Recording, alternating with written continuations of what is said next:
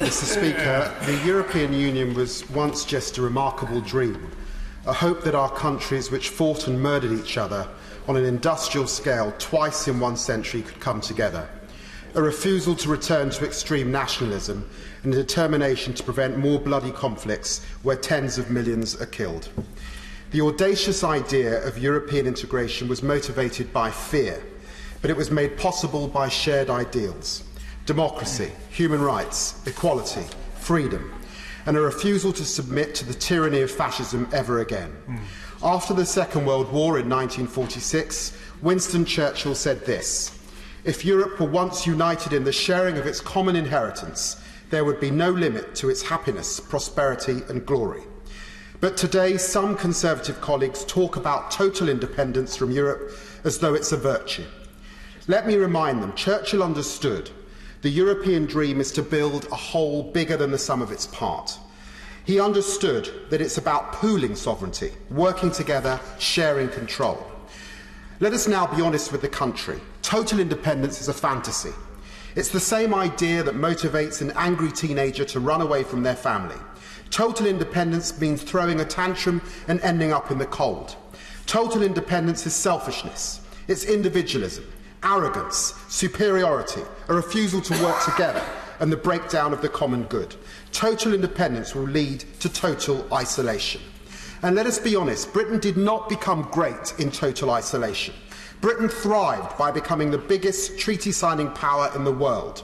Britain thrived by signing more than 14,000 treaties in the modern age.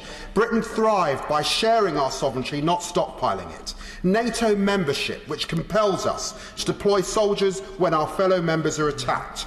Paris Climate Accords, an agreement that demonstrates how we tackle global threats together, not alone. Even the WTO, which commits the UK to supranational regulation and arbitration of its own. Mr. Speaker, sovereignty is not an asset to be hoarded. No. It's a resource which only has value when it is spent. The hard Brexiteers in this House say they want to take back control.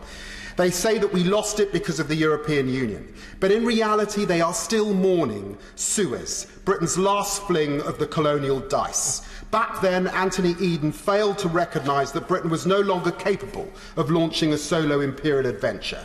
Let us not fall for the same hubris today. When those on the other side of this debate say that they want Empire 2.0, let us ask, what does that mean? What was imperialism? What was colonialism?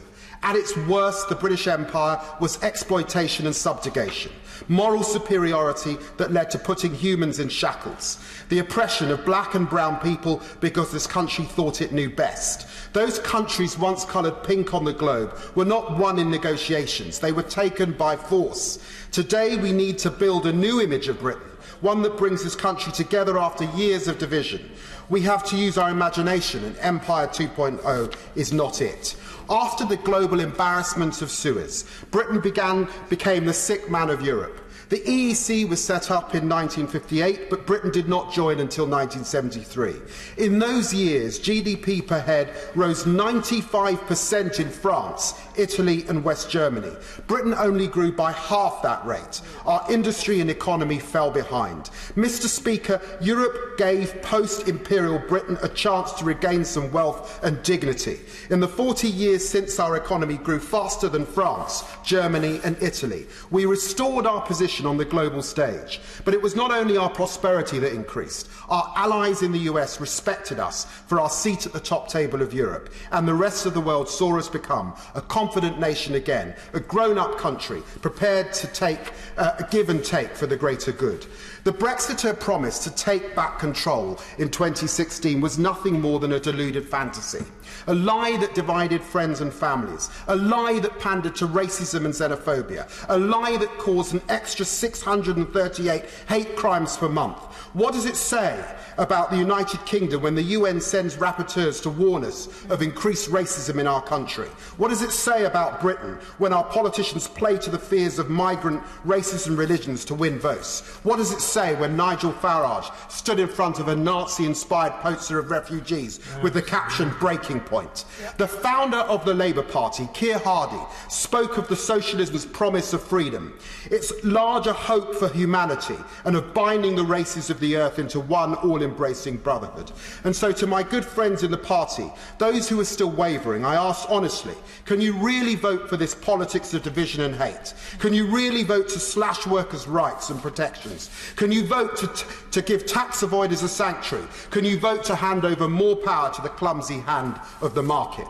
Mr. Speaker, what I'm about to say is not fashionable, but our country's story of renewal through Europe is a story of immigration. We grew as a nation because of free movement. European migrants are not citizens of nowhere or queue jumpers, as the Prime Minister would have us believe. Young, energetic, diverse and willing to pay taxes, EU citizens have given us so much. They have done the jobs that our own would not do. Around 3.8 million now live in Britain. Over their lifetimes they will pay 78,000 more than they take out. But the contribution of European migrants has not been just financial. Our culture, our art, our music, our food has been permanently improved. Theresa May's deal has emerged as a Frankenstein's monster, an ugly beast that no one voted for or wanted. To appease hardliners, the transition period can at most be extended to 2022. This has eradicated our leverage. It's simply not enough time to negotiate a free trade deal. We are now on course for another cliff edge. The deal does not take back control, it gives it away. It surrenders our voting rights in the European Council, the Commission, the Parliament for nothing in return, and for that reason I cannot vote for any form of Brexit, because every form of Brexit is worse for my constituents. Mr. Speaker, Brexit is an historic mistake. It forgets the lessons of Britain's past. It forgets the value of immigrants. It forgets that we cannot build a new empire by force. It forgets that in the modern world our nation will flourish through isolation. Will not flourish through isolation, but connection, cooperation and a new vision for the common good. Brexit forgets why this continent came together after 2 bloody wars. Mr. Speaker, this country is crying out for a second chance. 700,000 people marched on the streets of London. Millions more campaigned online and wrote to their MPs. They are asking for one thing, an opportunity to right the wrong of 2016, another shot at the imperfect but audacious European dream. Or, as Shakespeare put it in Richard II from John of Gaunt, this England that was wont to conquer others has made a shameful conquest of itself.